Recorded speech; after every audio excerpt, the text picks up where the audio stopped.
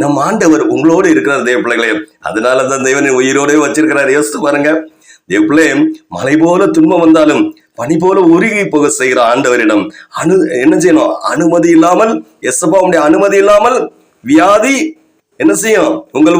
எங்க உயிரை கொண்டு போகவே முடியாது ஆண்டவரே, நாங்க பயப்படவே மாட்டோம் சொல்லலாம். தேவ பிள்ளை கலங்காதீங்க. தேவ பிள்ளை ஆண்டவரிடம் எந்த காரியத்துல ஆண்டவர்கிட்ட சொல்லி, மனுஷன் சொல்லி ஆண்டவர் சொல்லி பழகணும். தேவ பிள்ளை அனுதினம் எப்படி அது ஆண்டவருக்கு அந்த அனுமதி இல்லாம உங்க தலையில் உள்ள ஒரு முடி கூட, எப்படி ஒரு முடி கூட கீழே விழவே விழாது.